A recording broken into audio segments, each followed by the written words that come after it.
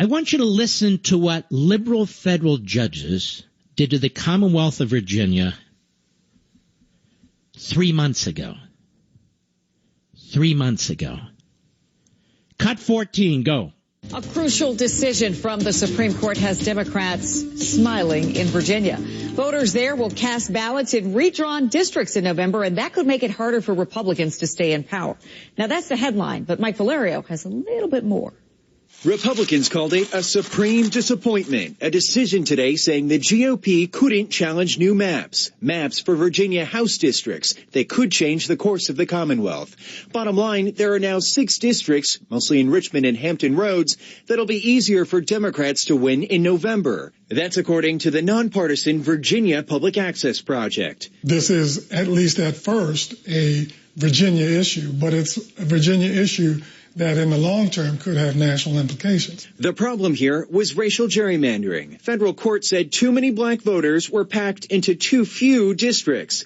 But now that the redrawn districts will be used in November, Democrats have a chance to take the Virginia House and Senate, potentially resetting the state's priorities. Issues that once went nowhere, like gun control, abortion rights, and even greater access to health care, could move forward.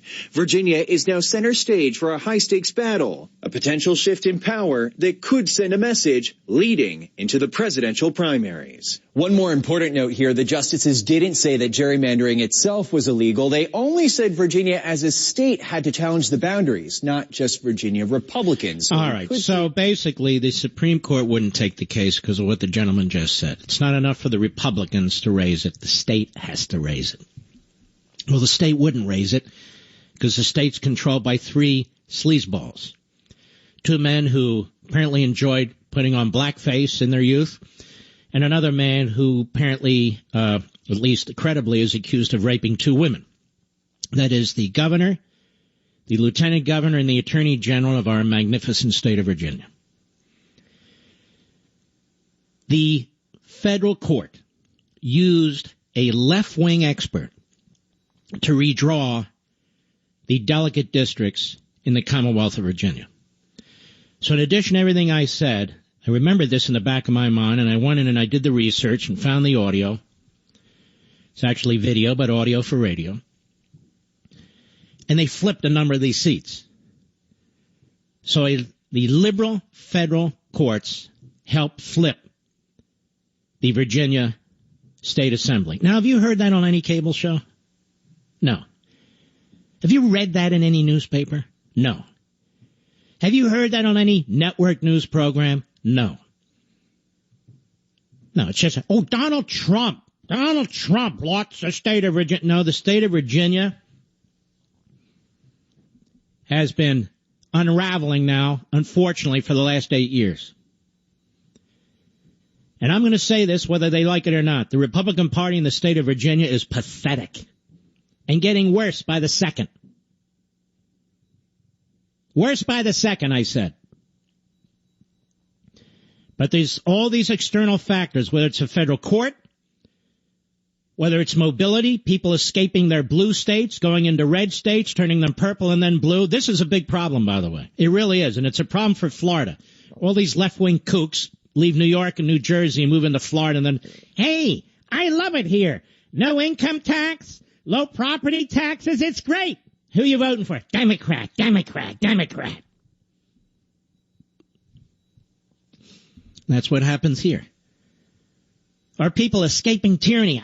Tyranny. Got to get out of here. I want a job. I want this. This is what we hear, right?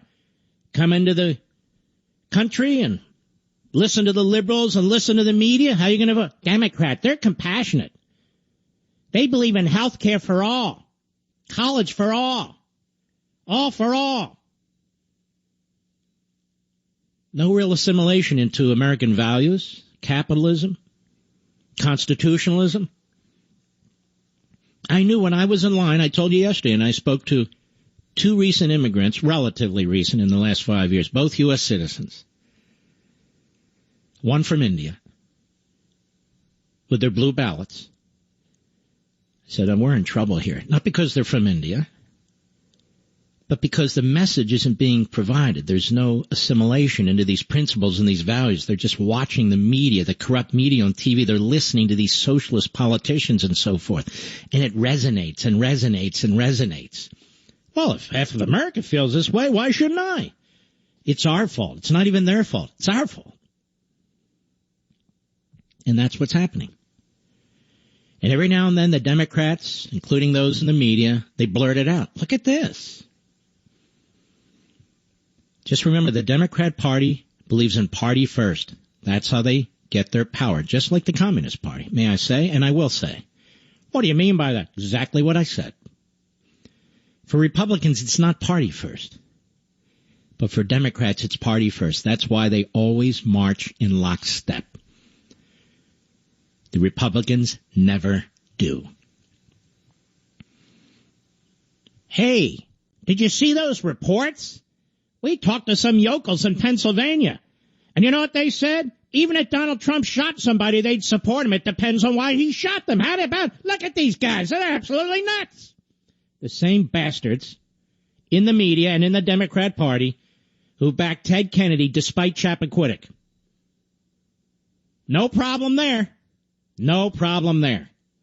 And that's reality. It's not a hypothetical. I'll be right back. Mark Levin.